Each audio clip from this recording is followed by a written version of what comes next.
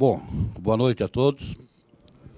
É um prazer estar aqui na seccional Tatuapé, né, do Cresce. Eu já participei de centenas de reuniões como essa no Cresce, né? Eu passei uns 2 ou 3 anos fazendo reunião toda semana. Eu fui em todo o estado de São Paulo. Eu só não fui numa seccional, que foi a seccional da Praia Grande, que é exatamente a seccional do Viana, né? E foi a única seccional que eu não consegui, nunca compareci.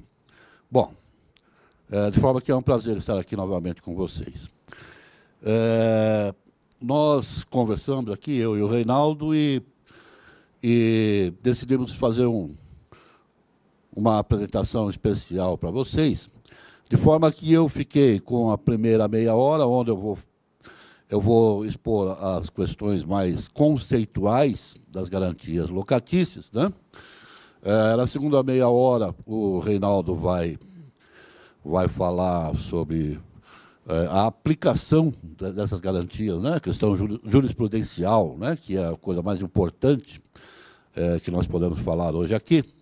E, a partir daí, então, a gente tem aí um tempo para os debates, para responder perguntas, etc. Ok? Bom, então o nosso tema é garantias locatícias. E eu começo dizendo que a melhor garantia locatícia é um bom locatário, não é? Se nós tivermos um locatário que comprove uma renda contínua, né? Uma renda suficiente para fazer frente ao aluguel, esse é o nosso locatário preferido, né? Aquele que vai nos dar a garantia de ter um contrato razoável durante todo o tempo. No entanto, a própria característica de médio e longo prazo do contrato nos obriga a buscar uma garantia complementar, em função até da dificuldade de fazer a rescisão contratual, em caso de inadimplemento, né, do tempo que isso vai demandar até que você faça a reintegração na posse, tudo isso. Bom, então, o que são garantias, né? O que é a garantia? Qual o conceito de garantia? Então, garantias são instrumentos utilizados para assegurar o cumprimento de obrigações assumidas. Por quê? Pelo próprio devedor da obrigação ou por um terceiro, não é? Essas são garantias. Essas garantias, elas se dividem, do ponto de vista jurídico, não é? Em garantias pessoais, também chamadas de garantias fidejussórias, e que são a fiança e o aval. São garantias pessoais, tá? No ramo da locação, a garantia pessoal que nós utilizamos é a fiança, tá? Temos também as garantias reais, que são o penhor, a hipoteca e a anticrese. Nos negócios locatícios, nós utilizamos o penhor e a hipoteca, em certo grau. Hoje até não se utiliza mais esse tipo de garantia. A anticrese nunca vi ser utilizada em lugar nenhum para nada, né? Só existe, bem na verdade, lá no Código Civil. E temos também as garantias fiduciárias, que são aquelas garantias onde a propriedade do bem é transferida ao credor, não é?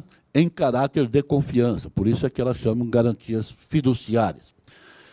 Dessas nós temos a alienação fiduciária e temos a cessão fiduciária. A mais utilizada nos negócios locatícios é a cessão fiduciária, tá? Muito bem. A garantia é um item importante do negócio locatício, tá?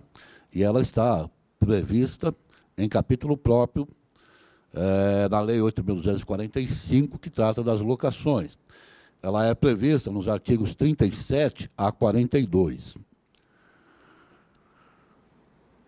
E o artigo 37 prevê as seguintes garantias locatícias. Prevê a fiança, a caução, seguro-fiança e cessão de cotas de fundo de investimento. Há quem defenda que essa relação, que esse rol de garantias existente no artigo 37, seja um rol fechado, não é? Tá? Que não admita outro tipo de garantia. Mas também existem alguns autores, alguns doutrinadores, que entendem que é possível, sim, outro tipo de garantia na locação. Segundo dados do Secov, São Paulo,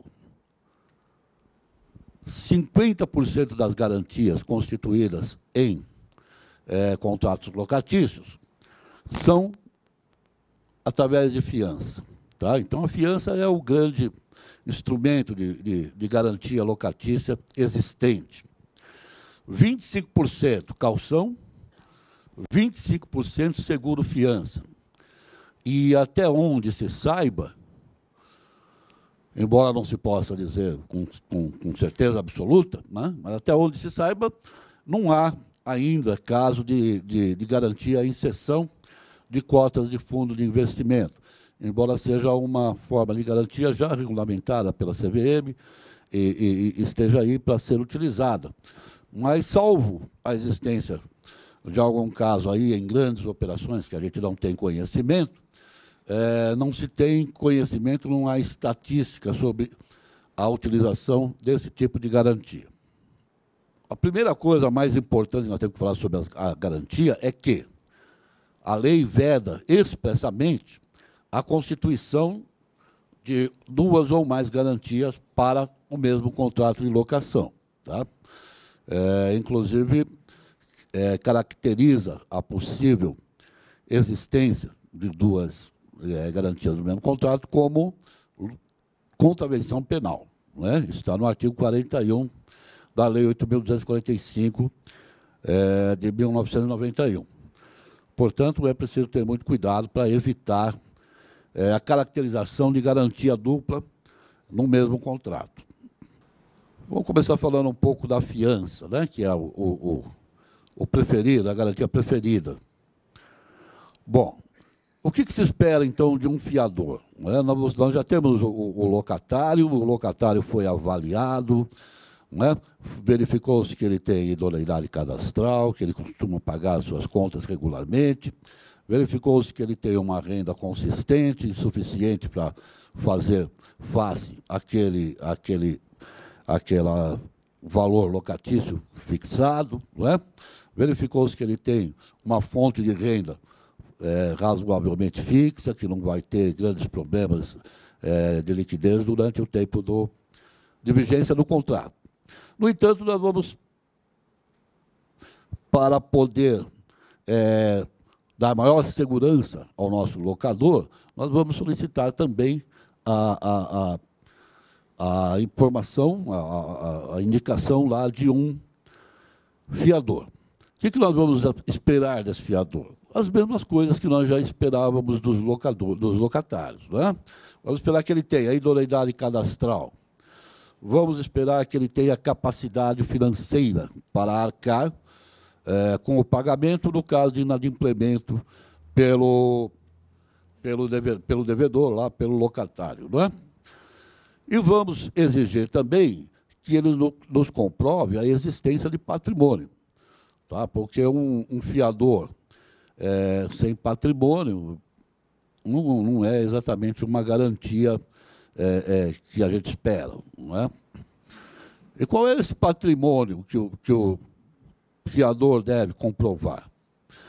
Em geral, nós solicitamos sempre a apresentação de documentos que comprovem a existência de bem imóvel, não é? A propriedade de bem imóvel. Em função das divergências jurisprudenciais em relação ao bem de família, nós costumamos exigir também que eles nos apresentem e nos comprovem a propriedade de 2 imóveis, pelo menos. Tá? Muito bem, isso desde que sejam imóveis residenciais. Mas não é necessariamente, não é obrigatório que sejam que seja patrimônio de natureza imobiliária. Não é? O nosso fiador pode ter outro tipo de patrimônio, pode ter bens móveis, pode ter cotas de sociedade, pode ter ações de sociedade, pode ter investimentos, enfim.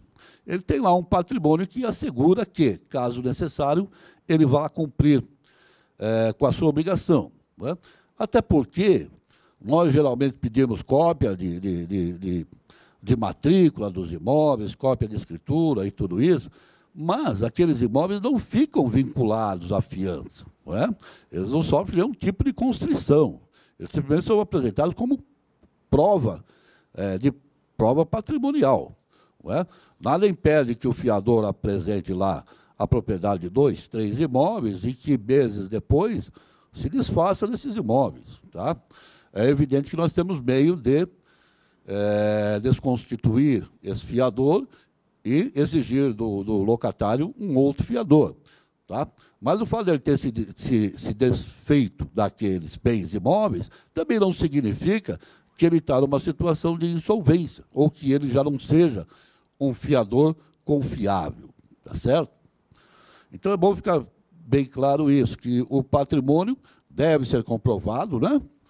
Porque, da mesma forma que o nosso locatário pode perder o emprego, pode perder sua fonte de renda, um fiador também pode perder o emprego, perder a fonte de renda, o que vai dificultar que ele cumpra suas obrigações de fiador. Agora, se ele tem patrimônio, nós podemos executar os seus bens e, mediante penhora e leilão,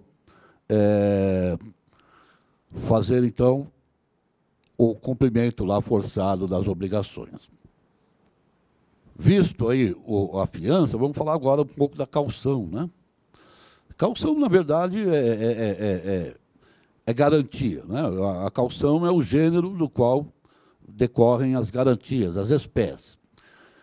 Na caução, nós podemos aceitar bens imóveis, podemos aceitar bens móveis, podemos aceitar dinheiro e podemos aceitar títulos e ações também.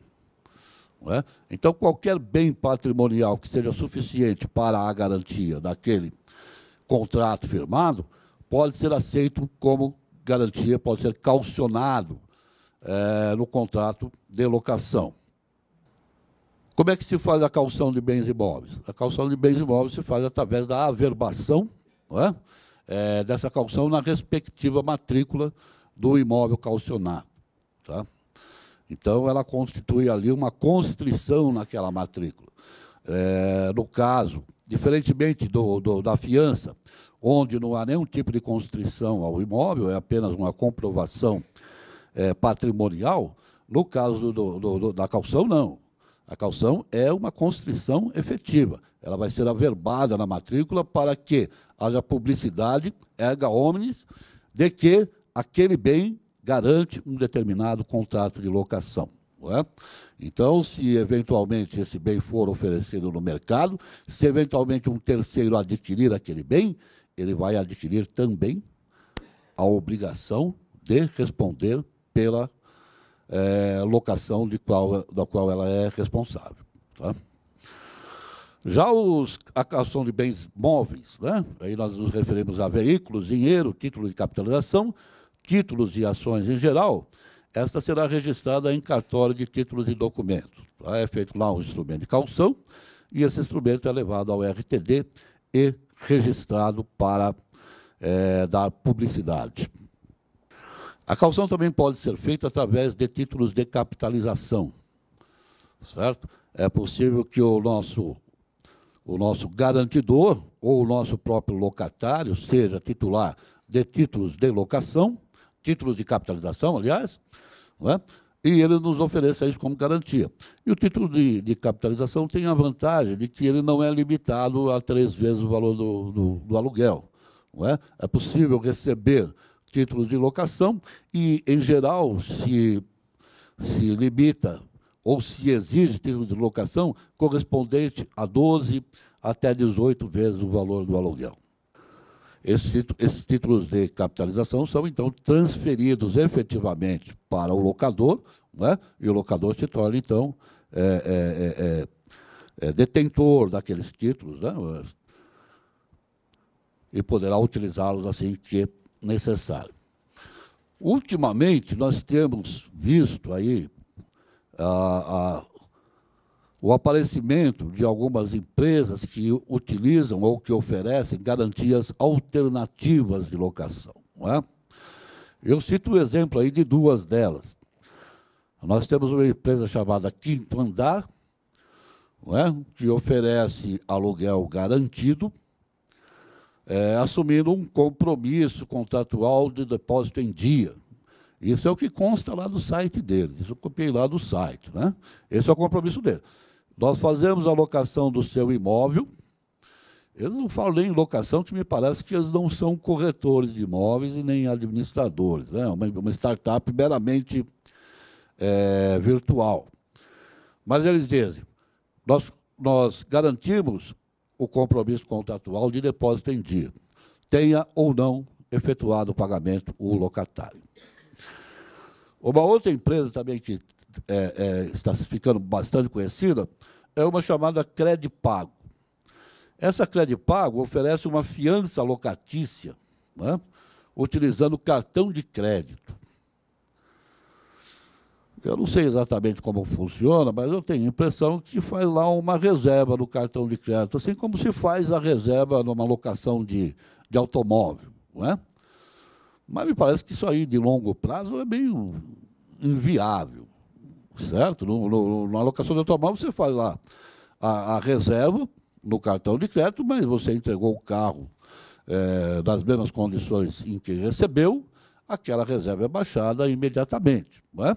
Numa locação de 36 meses, ou seja lá com o tempo que for, é meio estranho que se faça lá uma reserva no cartão de crédito. Também não sei como funciona muito bem. Agora, eu me pergunto o seguinte, eu estou exigindo uma garantia porque eu não tenho confiança plena no meu locatário. Não é? Para isso, eu quero que um segundo faça essa garantia. Se eu tenho um fiador, esse fiador está identificado, esse fiador ele foi analisado pelo locador, pelos seus corretores, pelos administradores de imóveis, não é? Enfim, foi avaliado e aquela fiança foi aceita. Ótimo. Não é? Se for calção, o imóvel que foi dado, ou o bem imóvel, também foi avaliado, é suficiente, é levado a registro, também está bem. Temos lá garantido a nossa obrigação.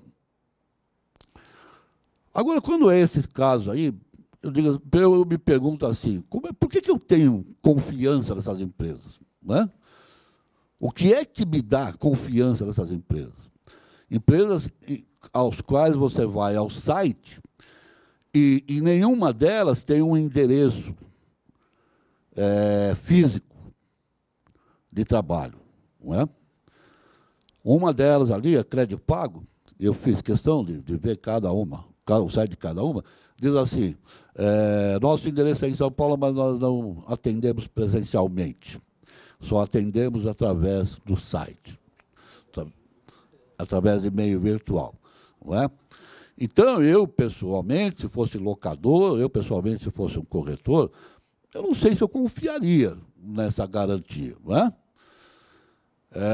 Eu não sei se essas chamadas startups sobreviverão pelo tempo suficiente que eu preciso para garantir o meu contrato. Eu não sei se depois de um determinado tempo essas empresas desaparecerão, como outras já desapareceram, não é? Sem que a gente visse aí a cor do dinheiro. Né? O dinheiro desaparece e com ele, se não o dinheiro, pelo menos a garantia. Não é? Nós não falamos da fiança. Acho que pulou ali. Deve ter pulado o slide ali na hora que eu passei. Então, tem a chamada fiança locatícia também, não é? Que, na verdade, é um seguro-fiança. Na verdade, nós estamos falando de seguro-fiança.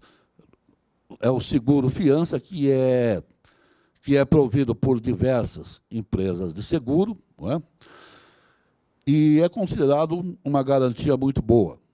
Tá? Determina-se ali o valor da obrigação mensal segurada. Em geral, ou necessariamente, essa obrigação deve abranger todas as obrigações do locatário, não é? Não só o valor do aluguel, mas também o valor dos tributos devidos, o valor das cotas condominiais, e assim, cotas de associações de moradores, enfim, tudo aquilo lá deve ser provido por aquele seguro. E esse seguro funciona bem. A desvantagem do seguro fiança é o seu preço, não é? Tem um custo bastante elevado para aquele que está ali locando um imóvel, né? Para aquele que está ali buscando um lugar para morar. Tá? Mas, tirando a questão do preço, é uma excelente também forma de garantia da locação. Há também a possibilidade de se fazer um contrato de locação sem garantia. Não é? E eu tenho visto muita gente, muitos locatários, muitas imobiliárias, advogados, defendendo que o contrato de locação sem garantia, ele é melhor do que os contratos com garantia. Tá? E por que ele seria melhor? Primeiro, porque você pode exigir o pagamento adiantado do aluguel. Ou seja, você pode exigir que até o 6º dia do mês vencendo, o aluguel seja pago. Tá? Já é uma forma de garantir ali o recebimento, né? Até porque se não pagou até o 6º dia, você vai ter 30 dias para entrar, para poder entrar lá com a sua ação de despejo. Não é? Uma outra vantagem do contrato de locação sem garantia é a possibilidade de liminar para desocupação. Ao contrário do contrato normal com garantia, onde você entra com a ação de despejo e ela tem um rito normal, né, decorrente da lei, no contrato que está sem garantia, pode ser um contrato que foi contratado originalmente sem garantia, ou pode ser um contrato cuja garantia se esvaiu durante a sua vigência. Tá? Mas se o contrato estiver sem garantia, na falta de pagamento do vencimento, estando o contrato desprovido de garantias, por não ter sido contratado ou em caso de extinção ou pedido de exoneração dela, é possível, então, ir ao judiciário e, mediante liminar, já buscar a desocupação do imóvel. Tá? Então, essa possibilidade do contrato sem garantia, eu acho que pode ser avaliada no momento certo. Né? Eu imagino que não deva ser adotada como uma forma geral de locação, mas para determinadas locações, ali, na situação específica, ela pode ser considerada assim. Necessária caução também, né? Para conseguir eliminar, é necessária caução. Sim, claro, para você ter uma liminar, você vai precisar de caução. Né? Tem que prestar caução para obter a liminar. Mas há essa possibilidade e uma vez cumprida lá e desocupado o imóvel, você se recompõe do valor caucionado. Ok? Então, esses são os conceitos gerais que eu poderia trazer para vocês relativos à locação. Não é? Agora, o Reinaldo vai falar sobre a parte prática e jurisprudencial, e depois, então, nós vamos entrar nos detalhes aí, que são decorrentes da própria existência do contrato. Né? Por exemplo, a fiança, você tem o problema de bem de família. Em algumas situações, o judiciário entende que o bem de família deve ser respeitado, em outras situações entende que não deve ser respeitado, que uma vez feita lá a fiança, o fiador abriu mão do direito à proteção da Lei 8.009, não é? Outros entendem que o fiador não pode abrir mão porque é uma proteção familiar, não é? Que essa abertura que possibilitaria a fiança deveria ser feita por todo o grupo familiar e não só pelo fiador. Não é? Também existem teses que dizem que, assim como o fiador não poderia dar o seu bem em garantia, o locatário que recebeu a garantia também sabia que aquele imóvel estava garantido pela Lei 8.009. Não é? Portanto, aí é um conflito de interesses que vai ser decidido de acordo lá com a consciência do juiz, e nem sempre de uma forma concentrânea e desejável. Tá bom? Então, esse era o conceito que eu tinha que trazer para vocês. Se qualquer dúvida que vocês quiserem me mandar, pelo e-mail mauroantoniorocha@gmail.com, tá? Eu fico à disposição.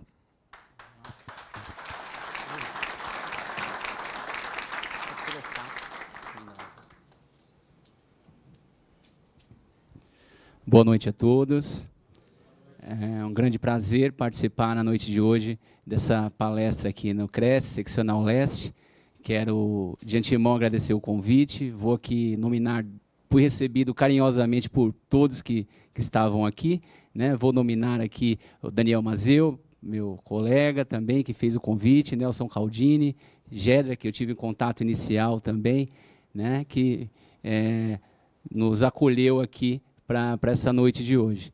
Como o Dr. Mauro informou, ele deu esse conceito geral aí do que se trata aí, de que forma que são conceituadas as garantias locatícias, e atendendo ao que me foi pedido, tentei buscar como isso tem sido interpretado pelo judiciário, tentar passar para vocês uma forma prática aí de como tem sido aplicada essas garantias, né, para poder facilitar o trabalho do corretor, identificar aí qual a melhor forma na hora de contratar.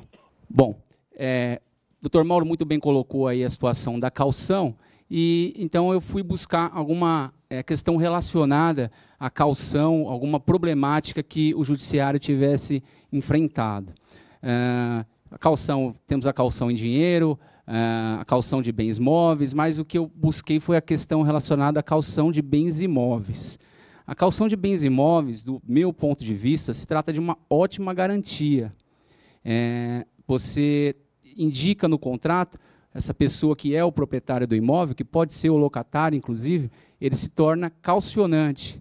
Então, ele tem um imóvel lá, coloca o locatário como caucionante, ele está indicando esse imóvel vai garantir o pagamento de eventual débito que venha a surgir nessa locação. Então, se for um caucionante e um terceiro, ele não responde pessoalmente. Ele não vai responder com outro patrimônio dele, mas tão somente com aquele imóvel que está ficando ali garantido. Eu separei uma decisão bem recente agora, do dia 17 de setembro, Tribunal de Justiça aqui de São Paulo, que retratou uma situação justamente de um imóvel que foi caucionado, não houve pagamento do débito da locação, houve a execução judicial, e em determinado momento o caucionante veio a arguir a impenhorabilidade desse imóvel. Ele falou, olha, só tenho esse imóvel, é meu bem de família. A Lei 8.009 me garante aí a impenhorabilidade desse imóvel. E agora, deixa eu só identificar, foi a 30ª Câmara, a 33ª Câmara de Direito Privado do Tribunal de Justiça, entendeu que não, falou, olha, muito embora você só tenha esse imóvel, você deu ele em garantia.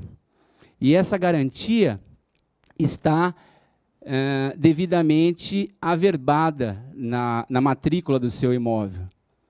Então, não há como arguir essa impenhorabilidade. E aí o desembargador, ele atribui, acho que aqui, ó, aqui tem a fundamentação desse acórdão, onde ele esclarece bem isso. Eu vou pedir licença aos senhores para ler.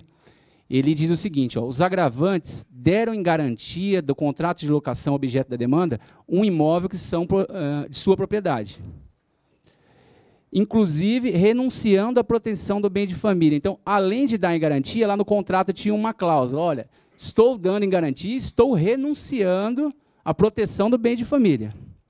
A garantia foi devidamente registrada, lê-se averbada, não é isso, doutor? Não há, de acordo com a lei de registro, a lei 6.015/73, esse tipo de garantia ele é averbado.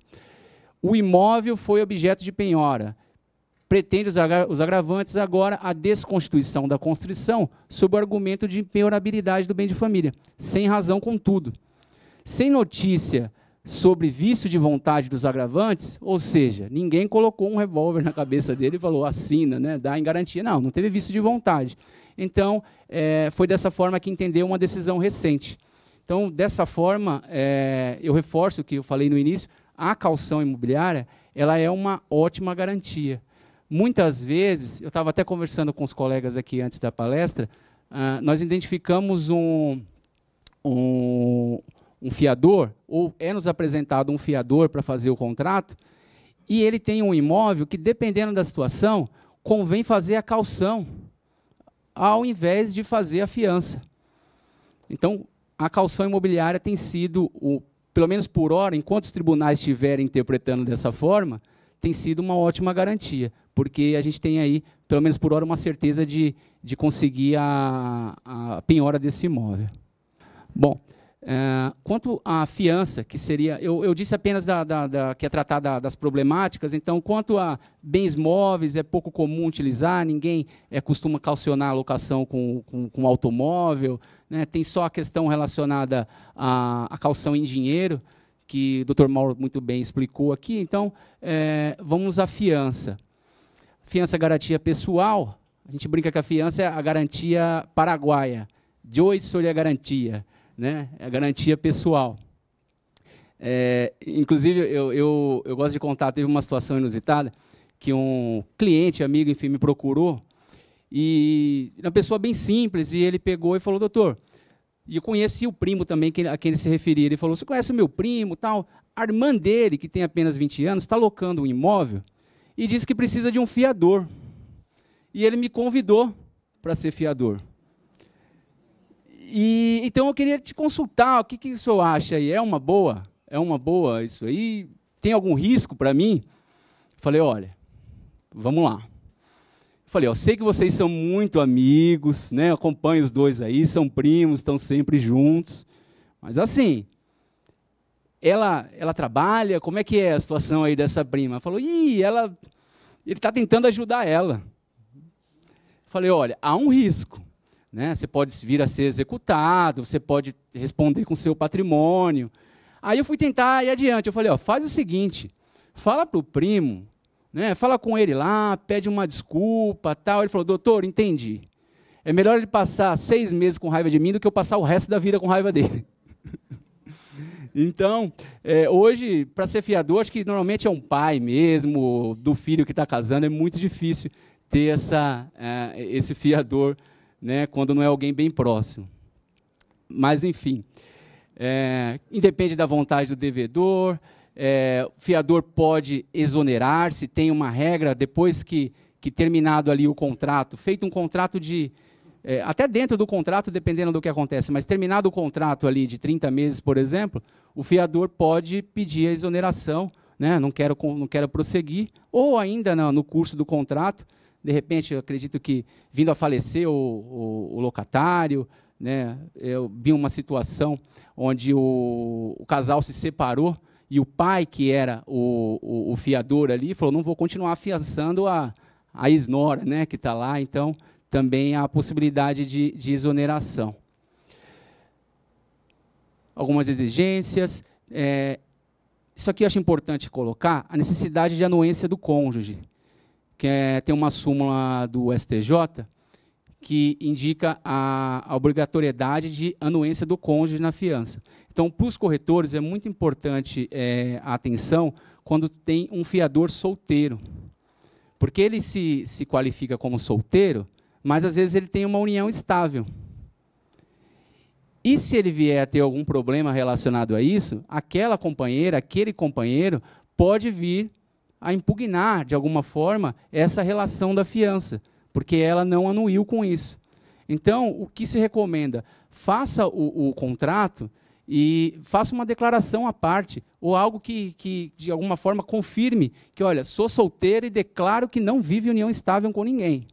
Né? Às vezes, quando chega no escritório, já dá para saber, né? Quem que é a namorada, quem que é esse rapaz que está junto aí. Né? Às vezes, o corretor já até questiona para poder saber o que está acontecendo.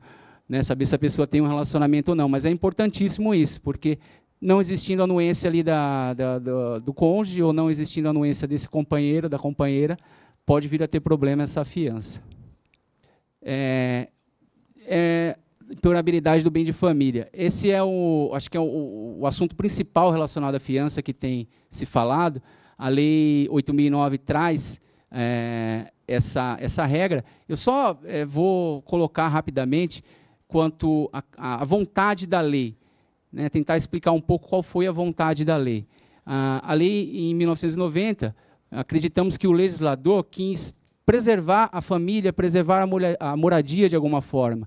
Então, tentou colocar isso, essa proteção ao bem de família, de maneira que a pessoa estava bem, tinha a solvência dela, conseguia arcar com as suas contas, quando, de repente, ela veio a entrar em dívidas e não conseguia efetuar pagamento. Sofreu execuções, acabou com o dinheiro no banco, acabou com veículos, e ficou apenas o imóvel para garantir. E aquele imóvel é o imóvel onde reside com a família. Então, a lei vem e coloca que a impenhorabilidade é oponível em qualquer processo de execução civil, fiscal, previdenciária, trabalhista ou de qualquer outra natureza. Mas trouxe aí algumas exceções, e uma delas, com a Lei 8245 de 91, que foi em seguida, é a Lei de Locação, ele fala que não pode ser oponível se tem aí uma obrigação decorrente de fiança. Então, existe essa exceção. Essa exceção, após a edição aí da norma, ela foi objeto de muita discussão já no tribunal. Ela já tinha chegado no STF em 2006, e isso foi julgado lá em 2006, porque dizia, olha, não pode ter essa exceção à impenhorabilidade do bem de família, o fiador vai ficar sem casa. E aí, o que vai fazer? A moradia é um direito que está previsto na Constituição. Essa norma não foi recepcionada, né, pela Constituição Federal. Mas em 2006, por maioria, decidiu que não. Falou, a norma é constitucional, se a pessoa foi fiador de uma locação imobiliária, ele vai sim perder esse imóvel, não vai ser penhorável. Essa foi a decisão. Argumentaram sobre a segurança do mercado das locações, que a pessoa teria liberdade de contratar, se ela contratou, então, arcou com o risco de perder o imóvel.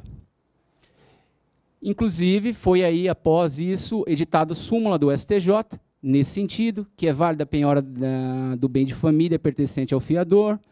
No Tribunal de Justiça de São Paulo também existe uma súmula que, basicamente, aí, praticamente reproduz a súmula do STJ, e isso vinha tranquilo desde então. Sempre que se discutia isso judicialmente, havia aí, mantinha essa penhora do bem de família do fiador, e acabava penhorando o imóvel, indo a leilão para poder efetuar o pagamento. Acontece que, como diria o técnico Zagallo, aí sim, fomos surpreendidos novamente. Em junho de 2018, agora, o STF, ao julgar um recurso extraordinário, decidiu que esse artigo, essa exceção à impenhorabilidade, que traz a Lei 8.009, é inconstitucional, porque ela viola o artigo 6º da Constituição Federal, que trata justamente do direito à moradia. Essa decisão, ainda não houve publicação desse acórdão, a gente não tem ainda acesso aí a todos os fundamentos que foram aí colocados para esse julgamento, mas eu quero aqui trazer para vocês o seguinte, é uma decisão, a princípio, que chamamos de interpartes. Ela não gera já efeitos erga omnes, não traz efeitos para todos os contratos de imediato. Também ela tem uma peculiaridade que ela trata de uma locação de imóvel não residencial. A fiança garante a locação de um imóvel não residencial. Tanto é verdade que ela não está gerando efeitos, que isso foi em junho, e agora, em agosto de 2018, o Tribunal de Justiça de São Paulo, num caso extremamente semelhante, né? Não posso dizer que é idêntico, que pode ser que tenha alguma diferença ali, mas julgou e manteve a decisão da súmula do STJ, dizendo que Deixa eu só confirmar aqui. Confirmando a penhora do bem de família do fiador. Então, vejam vocês, o STF decidiu, num caso específico, que a lei é inconstitucional e, por isso, o fiador não pode perder o imóvel dele, muito embora ele tenha assinado o contrato. Em agosto de 2018, o Tribunal de Justiça de São Paulo mantém o que a gente tinha anteriormente. Em setembro de 2018, mais conhecido como esse mês ainda, 19 de setembro, o julgamento, também houve um caso onde o imóvel chegou a ser adjudicado no leilão e houve aí a oposição de embargos pelo fiador e falou, não pode penhorar esse imóvel, só tenho esse. E o Tribunal de Justiça disse, não, tem que penhorar sim. O STJ entendeu dessa forma e nem quis saber do que entendeu o STF. Não é, para quem não atua diretamente no direito, isso é muito ruim, porque é uma insegurança jurídica danada. O advogado hoje, na maioria dos casos, ele vive a gente fala que é a loteria. Muitas vezes a gente vai distribuir uma determinada ação, não só relacionada à locação, mas a depender do juiz que cai, a gente tem uma situação diferenciada. Eu já tive 3 processos idênticos, onde 2 disseram que era A e um disse que era B. E os 3 clientes eram amigos. E para explicar por que disse que era B? Os outros, só dei atenção para os outros 2? Não é. A depender do juiz que cai é diferente. E então, o que se espera, o que eu espero, é que isso venha a ser pacificado em determinado momento. Pode penhorar? Pode, não pode, não pode. Risca lá o artigo, os incisos que dão a exceção e acabou. Vamos tratar de outra forma com a garantia. Vamos tentar ver a fiança, se for o caso, de outra forma. Tá? Mas eu fiz questão de trazer para vocês verem que nem tudo está perdido. Pode ser que ainda isso venha a ser modificado novamente, ou venha tratar isso através de um outro recurso repetitivo, ou de uma súmula futuramente que venha a prevalecer, que acredito que o que se espera é que venha a prevalecer a penhora. Porque, no meu sentir, o fiador ou calcionante, no momento em que ele assume uma obrigação, ou garante uma obrigação, tendo ciência de que pode vir a ser executado, perder o seu patrimônio por conta dessa obrigação, ele está assumindo o risco. Ele abriu mão da proteção que a norma dava para ele. Bom, diante disso, eu trouxe aqui alguns apontamentos no que vemos como solução para essa situação. Seria o que o Dr. Mauro já colocou, exigência de 2 imóveis, a prova de propriedade de 2 imóveis pelo fiador.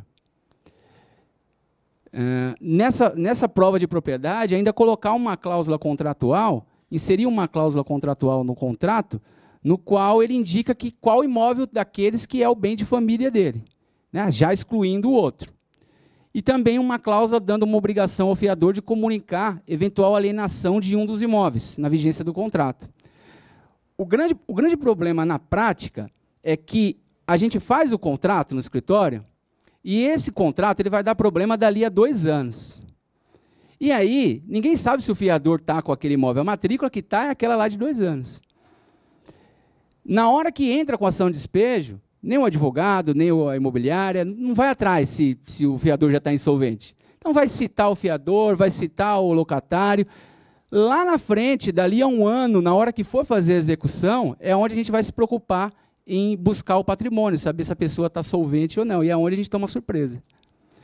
Então, quem tem condição de já ser diligente desde o início, é o que eu recomendo. Se tiver condição de repente, sistematizar isso na sua imobiliária e já passar a fazer uma pesquisa de matrículas a cada 6 meses, vai ter uma despesa, mas aí não será nem uma despesa, será um investimento para tentar identificar a situação do fiador. Eu particularmente confesso que sou curioso, e hoje com a internet, a facilidade de pesquisar processo judicial, a gente põe o nome de uma determinada pessoa lá, você verifica se ela tem processo ou não. Então, muitas vezes, quando vejo que o locatário de uma administração que a gente assiste de alguma forma está atrasando, eu já pesquiso o nome dele para ver se ele já está devendo para o banco, se ele já não está com outros débitos. Porque aí a gente já se antecipa e já tenta já tomar alguma medida. Né? Então, seria aí, no caso, as soluções que a gente teria para essa situação a princípio. Bom, como nós nos propomos aqui em falar de todas as garantias, muito embora algumas, como a fiança teve um pouquinho mais de assunto para tratar, o seguro-fiança, como o trator também, doutor Mauro, é a melhor garantia que vemos na atualidade. Contudo, é uma garantia cara, então ela torna-se difícil para muitas locações. O que eu apontei aqui de interessante é a necessidade de observar o prazo para informar o sinistro à seguradora. Normalmente a pólice traz algumas regras quanto a isso que é importante observar. E a cobrança contra a seguradora, numa eventual recusa de pagar ali o sinistro, ela obedece à prescrição que é prevista no Código Civil, e é a prescrição de 1 ano. Essa prescrição passa muito rápido. Para a gente que 1 ano hoje parece que passa mais rápido do que antes. Né? Então, para o seguro, isso é muito importante. Às vezes, o advogado ou o corretor está esperando alguma coisa acontecer, está esperando uma negociação ali no caso, então é importante propor essa ação quanto antes. E que deve abranger a totalidade das obrigações do locatário, isso já foi dito. Então, procurando alguma coisa nesse sentido, eu encontrei uma decisão, agora também, recente, do Tribunal de Justiça, que tratava de fiança. Essa decisão aqui tratava de uma cobrança do locador contra a seguradora que recusou o pagamento. O que aconteceu? Demorou mais de 1 ano para informar o sinistro, mas continuou vigente o seguro. E quando comunicou o sinistro, a seguradora falou, não, eu não vou pagar, você tinha que me comunicar lá com 60 dias, lá, agora eu não vou pagar. E o certo é que esse locador propôs a ação, propôs uma execução de título extrajudicial, indicou que esse contrato de seguro-fiança fundado na pólice seria um título executivo, porque está atrelado ao contrato de locação, que pela norma é título executivo, e então obteve êxito aí em parte, onde o juiz determinou o pagamento, ele só perdeu o período que deu de 1 ano. Como tinha acho que 1 ano e 4 meses de atraso, ele perdeu os 4 meses. 1 ano, o juiz falou, não, se o contrato estava ativo, o seguro estava ativo, tem que pagar. E determinou que a seguradora pagasse. O que eu aponto de interessante aqui é que ele excluiu o pagamento da multa contratual e dos juros moratórios, porque diz que foram expressamente excluídos na cobertura. A lei fala que o seguro deve abranger a totalidade das obrigações do locatário. Então, no meu ponto de vista, acredito que deveria sim, inclusive tem algumas seguradoras que oferecem aí vários modos de seguro, várias espécies. Um abrange só aluguéis, o outro multa, o outro não. Pela lei, deve abranger tudo. Deve abranger tudo. Então, nesse caso aqui, o tribunal excluiu essa responsabilidade. Por fim, a cessão fiduciária de cotas de fundo de investimento, como o doutor Mauro já adiantou, 0% de aceitação no mercado. Ele tem uma certa complexidade por conta de precisar de uma administradora desse fundo para poder indicar esse fundo e ter que ter os dois ali, o locador e o locatário, como responsáveis por esse fundo. Então, acho que gera uma certa insegurança para quem faz. Porque imaginem só, primeiro a gente tem que pegar o locador e o locatário e levar os dois até essa administradora, para poder fazer esse contrato. O locador não vai aceitar apenas 3 meses de locação, até porque não é interessante, vai pedir algum valor maior. 12 meses de locação, 15 meses. A depender do valor da locação, para o locatário também não é interessante pegar esse dinheiro e deixar ali atrelado. Né? Todo mundo hoje quer liquidez, quer ter o dinheiro na mão para poder negociar. E na hora que der um problema nesse contrato, né, e muito embora a lei traga uma possibilidade, ela determine ali a forma de execução extrajudicial, que o locador tem que notificar o locatário, né, a gente sabe que na prática, até para fazer uma notificação é difícil. Você não acha o cara, né, notifica no endereço, ele está em outro, abandona o imóvel, e aí? Esse dinheiro fica lá bloqueado. Para levantar, ação judicial. Vai depender do juiz liberar. Então, eu acredito que, por isso, acaba sendo aí desinteressante. Assim como também títulos de capitalização e até a própria caução em dinheiro, quando depositada na caderneta de poupança, como determina a lei, fica difícil, tem uma certa dificuldade para poder levantar isso ao final. Tá bem? Bom, era isso que eu trouxe hoje aqui para apontar, relacionado aí às decisões judiciais. Agora, vamos aí às perguntas, na medida do possível, vamos responder.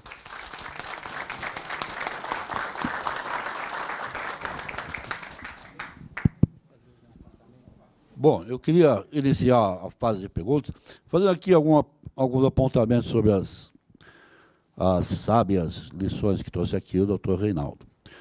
Não é? Como era esperado, ele aprofundou bastante aquilo que eu expus aí rapidamente, que foram os conceitos. E as observações que eu vou fazer são observações mais de experiência que jurídicas, né? Em relação à fiança, eu sempre gosto de afastar esse sentimento que as pessoas têm, esse sentimento ruim que as pessoas têm, em relação à concessão de fiança, né? Aquela velha frase que a gente ouve, que fiança nem para o pai, né? Fiança nem para o irmão. E eu acho que isso não é verdadeiro. Eu acho que a gente deve e pode sempre estar aberto a afiançar um amigo, um parente e tal, desde que a gente tenha condições para isso, não é? É evidente que se vem um amigo meu me pedir uma fiança de uma locação, onde ele vai se obrigar ali a pagar, vamos estipular um valor aí de R$1.000 por mês. Ora, eu tenho condições, se ele não puder fazer esse pagamento, de pagar por ele. É a isso que eu estou me obrigando, não é isso?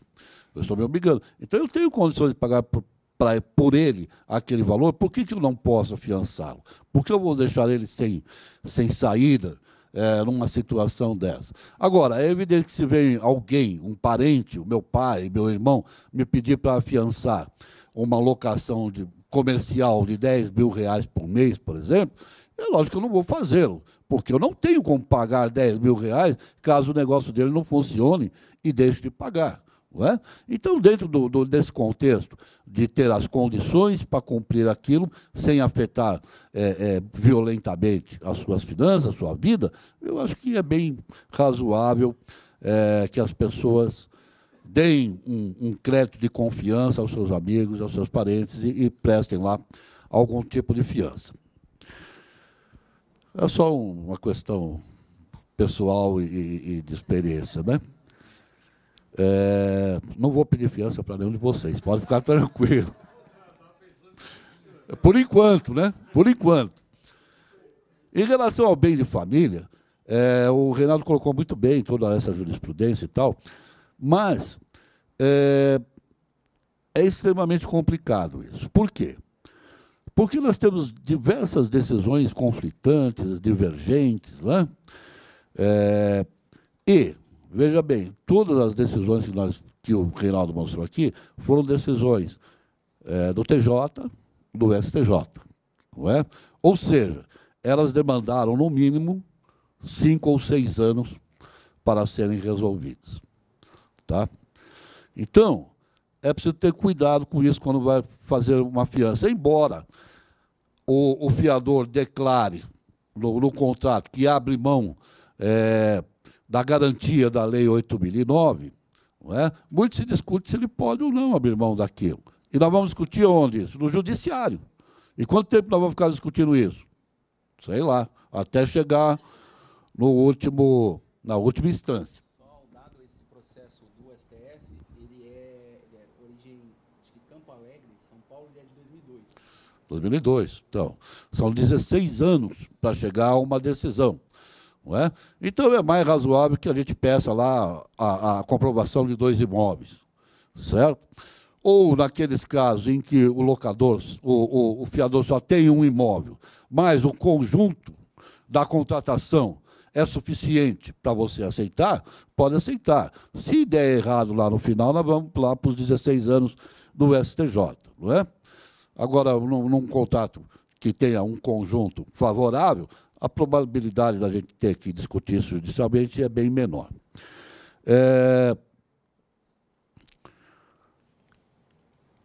Ademais, no bem de família, eu sempre gosto, quando vejo a decisão, eu gosto de ver a íntegra do processo. Porque, às vezes, tem detalhes que alteram tudo aquilo que você entende ao chegar na ementa. Não é? Por exemplo, há 2 ou 3 anos, teve um caso muito famoso lá do Paraná, onde o STJ, acho que foi o STJ, decidiu que aquele bem de família não deveria ser protegido. Não é? Bom, vamos ver por que isso.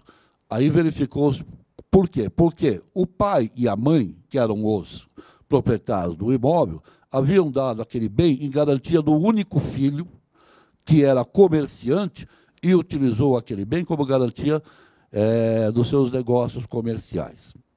Tá? Então, o tribunal entendeu que houve ali uma espécie de, entre aspas, não foi isso, né? Uma espécie de formação de quadrilha. Certo? Todos eles se mancomunaram para dar aquele imóvel em garantia. Portanto, ali cabia efetivamente a descaracterização da garantia da Lei 8.009. Tá? Então, tem detalhes dos processos que devem ser verificados. Com relação à união estável, é a situação mais complicada que a gente pode enfrentar. Né? A gente nunca sabe se a pessoa é casada, aliás, casada tranquilamente, né? Mas nunca sabe se a pessoa tem uma união estável ou não. E, pelo menos lá na Caixa Econômica, onde eu sou coordenador jurídico, nós costumamos exigir não a declaração de união estável, porque essa aí não tem muito, mas a declaração de não união estável. Não é? Você é solteiro? Sou. Você é separado? É divorciado? É viúvo? Eu quero uma declaração de não união estável. Certo? Se não puder dar de não união estável, evidentemente, aí dará a de união estável. Ou é ou não é. Tá certo? Porque isso aí deixa a gente numa situação bastante complicada. E, em nome do CRES, eu gostaria de agradecer a presença, mais uma vez, de todos que vieram aqui hoje, a casa cheia, né, quase 80 pessoas aqui, dentro do nosso humilde auditório, mas muito obrigado mesmo. Obrigado.